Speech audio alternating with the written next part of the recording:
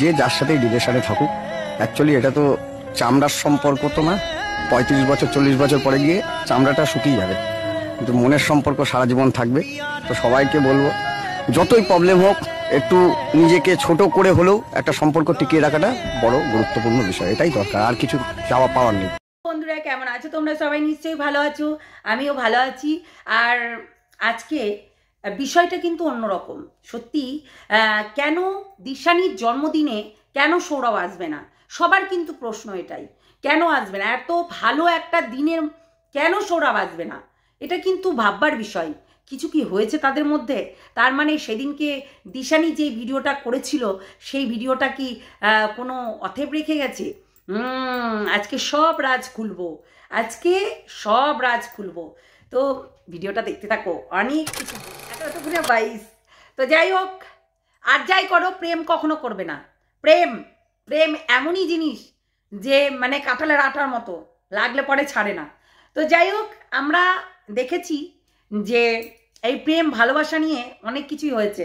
তাই একটা কালকে আমার কাছে কন্টেন্ট বলছি, কমেন্ট এসছে যে দিশানির জন্মদিনে কেন সৌরভ আসেনি। সবার প্রশ্ন জাগবে।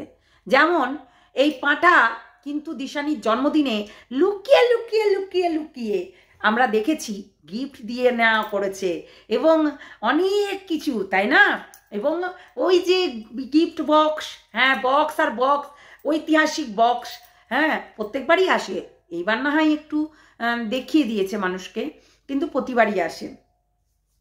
তো কথাটা হচ্ছে যে দিশানি কেন হাজব্যান্ড আসেনি, মানে হব হাজব্যান্ড আসেনি কেন, সেটা আমাদেরও কথা। কেন আসেনি? সবারই অবজেকশন যাকে বলে, একটা মানে সোশ্যাল বডি বলে কথা, সোশ্যাল বডি না কি বলে, যাই হোক অনেকেই বলে আমরা সোশ্যাল বডি বলে কথা। তো যাই হোক, আসেনি কেন আমরা তো বলবোই, সবাই বলবে। এই জন্যই তো সবাই সুযোগ পেয়ে যায় যে এই জিনিসটাই কাজে লাগানো যাক, এই জায়গাটায় কাজে লাগানো যাক, স্যাড সং কাজে লাগানো যাক। এই জিনিসটা কিন্তু সবাই কাজে লাগায়। এই কেন দিশানির হব হাজবেন্ড কেন আসেনি, যদিও বা না এসেছে, কেন আসতেই হবে এর কোনো মানে নেই। তা সে যদি কোনো কাজে আটকে যায় তাহলে সে আসতেও পারে, না আসতেও পারে, তাই না? সবাই কিন্তু আমাকে এই কমেন্টটা করেছিল। তাই আমি অবশ্যই কমেন্ট করেছে না করা নয়। তোমরা হয়তো বলবে যে কমেন্ট করেছে, কই কমেন্ট দেখাও। অবশ্যই দেখাবো, দেখে নাও ভালো করে।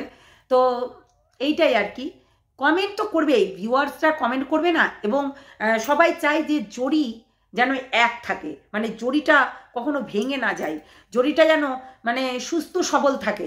যার কারণে কিন্তু এই কমেন্টগুলো প্রত্যেকটা মানুষই করে। আমরা দেখেছি যখন পাঁঠার সঙ্গে দিশার একটা প্রেম প্রীতি ভালোবাসা, একটা অনেক কিছু একদম ঘাপাঘাপ চাপাচাপ একদম একটা মানে মাখো মাখো ব্যাপার ছিল, তখন কিন্তু আমরা দেখেছি হ্যাপি বার্থডে টু ইউ এরকম করে আর কি জন্মদিনের সারপ্রাইজ দেওয়া হয়েছে। তাহলে এটাতে কেন নয়, তাই কি না? আজকে একটা কমেন্ট ধরে আমাদের দিশানি মানে ভিডিও করেছে, সেটা অবভিয়াসলি সেটা করাটাই দরকার।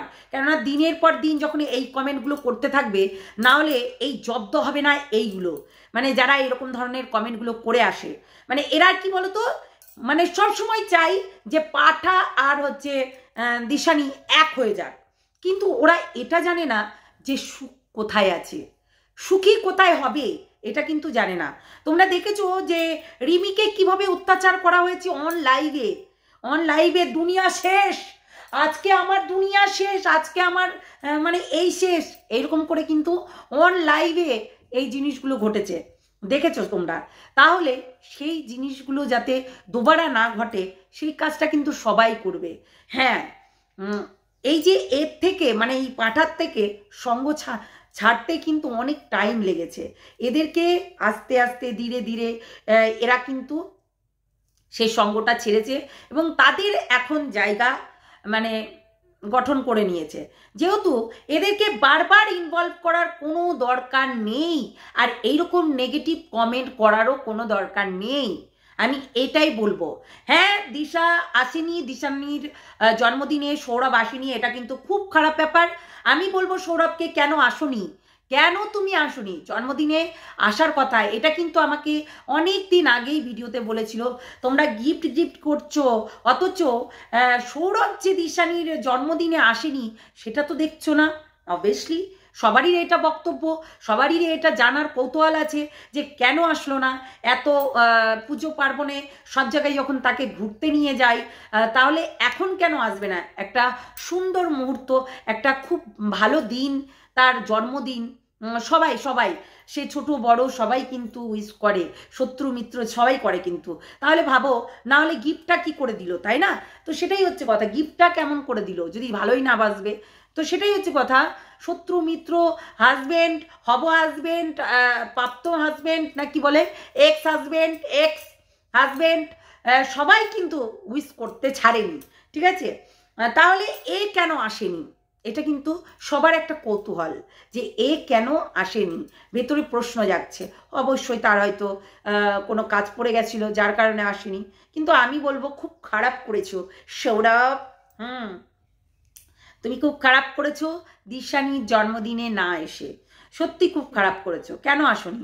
আসা দরকার ছিল, কেননা তোমার হব ওয়াইফ বলে কথা, আর তুমি সেই দিনে আসবে না। আজকের দিনটা অনেক মধুর, মানে সেই দিনটা তো অনেক মধুর দিন। তাহলে সবাই কিন্তু অপেক্ষায় থাকে তার ভালোবাসার মানুষটা এসে একটা ছোট্ট গোলাপ দেবে, কিংবা একটা চকলেট দেবে, একটা জন্মদিনে ছোট্ট একটা হার্ট দেবে।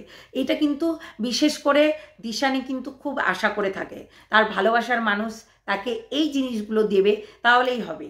শুধু এই জিনিসটাই নয় কিন্তু সৌরভ, আরও সেটা হচ্ছে তোমার মন থেকে ভালোবাসা, সেইটাই কিন্তু দরকার, অন্য কিছু কিন্তু দরকার না, ঠিক আছে?